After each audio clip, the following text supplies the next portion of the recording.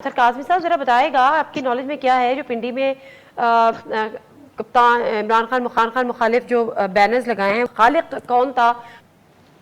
देखिए, जहां तक बैनर्स का ताल्लुक है, टू बी ऑनेस्ट मेरे पास तो कोई ऐसी इंफॉर्मेशन नहीं है, लेकिन ये अनफॉर्चुनेट हिस्सा है हमारी सियासत का। और ये आज से नहीं, ये अरसा दराज से चल रहा। बेनजीर भुट्टो साहबा के हवाले से पोस्टर यहाँ पे छपवाए गए, पॉम्फलेट छपवाए गए, नुसरत भुट्टो साहबा के हवाले से तस्वीरें फेंकवाई गई। तो ये हमारी एक सियासत का एक वो बदनुमा चेहरा है जो अरसा दराज से चलता आ रहा है। अब इस मौजूदा हरकत में कौन मुलविस था, टू बी ऑनेस्ट मुझे नहीं पता, पर मेरे ख्याल में अब हमारी सियासत को इससे आगे बढ़ना चाहिए, लेकिन कुछ लोग अभी भी वहीं पे पीछे फंसे हैं।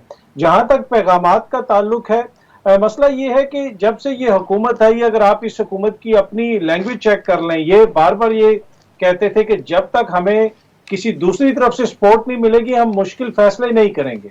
राना सनाउल्लाह साहब बार बार ये कहते थे कि हम ये जो 12, 13, 14 या जितनी भी जमातों का इत्तेहाद है, जो मुल्क की ऑलमोस्ट सारी सियासी जमातें हैं, हम लोगों ने इकट्ठे मिलकर हुकूमत बनाई, पर हमारे हाथ बांधे हुए। तो किसने इनके हाथ बांधे हुए थे? तो ये किससे मदद मांगते थे कि जब तक हमें वहां से एश्योरेंस नहीं मिलेगी?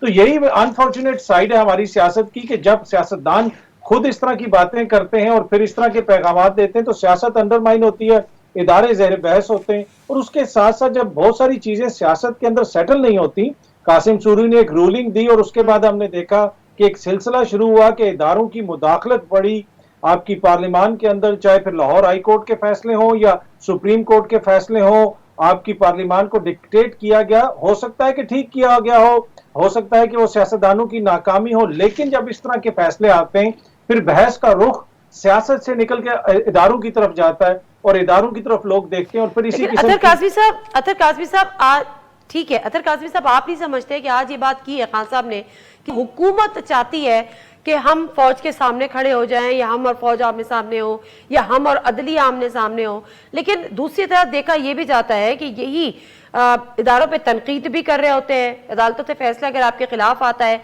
तो आप खुद ही तनकीद भी करते हैं। आपके सोशल मीडिया एक्टिविस्ट पूरी एक कैंपेन भी चलाते हैं। इसी एस्टैब्लिशमेंट या फौज की जो वो बात कर रहे हैं, फिर पूरी सोशल मीडिया एक्टिविस्ट इनके खिलाफ एक कैंपेन भी चला रहे होते हैं। लेकिन इससे मकसद ये लें कि ये इंप्रेशन खास साहब एस्टैब्लिश करना चाहते हैं कि जी हम उनके पीछे नहीं हैं, अगर कोई कर रहा है तो वो अपने ओन पे कर रहा है।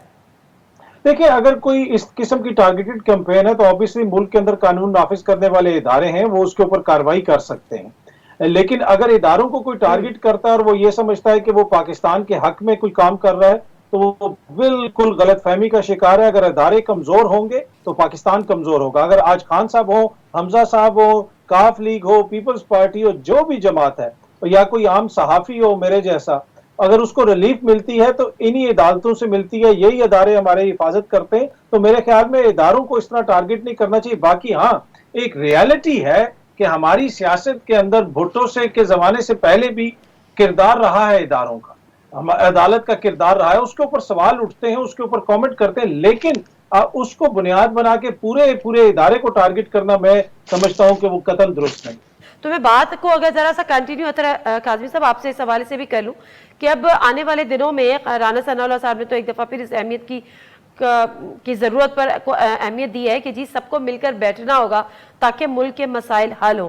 लेकिन इन हालात में आपको लगता है कि एक तरफ आप धमकियां दे रहे हैं कि जिन्होंने पुराने शिकायत की थी कि पुरानी आंसू गैस थी और टीयर गैस और शेल्स एक्सपायर थी, अब हमने उनके लिए नई जमा कर ली है।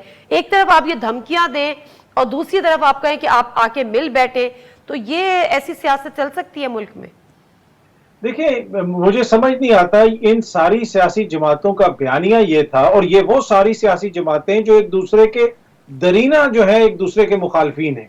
इनके मंशूर देख लें, इनके मंशूर कंप्लीटली डिफरेंट हैं, लेकिन ये सब एक साथ इकट्ठे हो गए क्योंकि ये कहते थे कि इमरान खान जो है वो पाकिस्तान के हक में बेहतर नहीं है। और अब ये कह रहे हैं कि अब हम सब ने मिल के हुकूमत बना ली है। 2 महीने पहले, 3 महीने पहले ये हमें मसाइल का हल बता रहे थे, 70 रुपए पे पेट्रोल बेचने की बातें कर रहे थे, नाअहल मौशी टीम की मिसालें दे रहे थे इमरान खान की, उसकी नाअहलियत की मिसालें दे रहे थे। लेकिन अब हमें ये क्या बता रहे हैं कि जी सबको मिलकर बैठने की जरूरत है। भाई आप तो वैसे ही सब मिलकर बैठे हुए, इस वक्त तो एक तरह से कौमी हुकूमत कायम है, आपको तमाम इदारों की सपोर्ट हासिल है, आपको तमाम सियासी जमातों की सपोर्ट हासिल है, तो एक नाअहल शख्स जिसको आपने बाहर निकाला है अब उसको क्यों बुलाते हो भाई?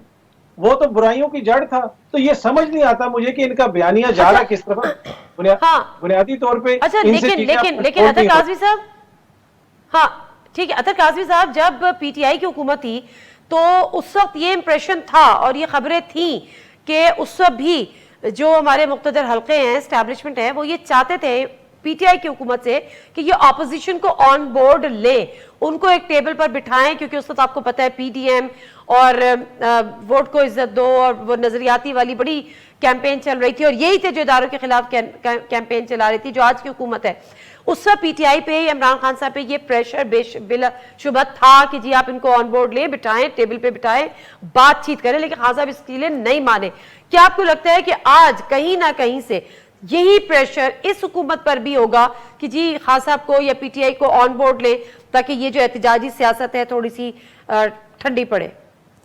دیکھیں، ہو سکتا ہے وہاں سے بھی، اور ہو سکتا ہے ایک طرح سے عوامی پریشر بھی ہے، دباؤ بھی ہے. جب سے یہ حکومت آئی ہے، جس قسم کے انہوں نے فیصلے کیے ہیں 2 مہینے کے اندر، جو حالت ہے، ان کو پتا ہے کہ اگر اس طرح ہم انتخابات میں جائیں گے تو ہمارے لیے مسائل ہوں گے. اور ہو سکتا ہے کہ ان کی جو یہ خواہش ہے وہ جینوئن خواہش ہو، پر یہی خواہش اگر یہ 2-3 مہینے پہلے ظاہر کر دیتے، اس وقت یہ اس قسم کی خواہش ظاہر نہیں کر رہے تھے. اس وقت بیانیہ کمپلیٹلی ڈیفرنٹ تھا. تو مجھے نہیں لگتا کہ اس وقت عمران خان صاحب ان کے ساتھ ملیں گے، اور اگر عمران خان صاحب ان کے ساتھ مل کے بیٹھیں گے تو پھر تو ان کا جو بیانیہ ہے وہ بالکل زائل ہو جائے گا، ان کی تو سیاست ختم ہو جائے گی. تو اب جہاں مرضی سے پریشر ہو، میرے خیال میں اب یہ ساری جماعتیں انہوں نے مل کے حکومت بنا لی ہے، انہی کو حالات کو سنبھالنا پڑے گا. باقی اگر عمران خان کا بیانیہ غلط ہے یا ان کی سیاست غلط ہے تو وہ اس کو عوام خود ہی مسترد کر دے گی.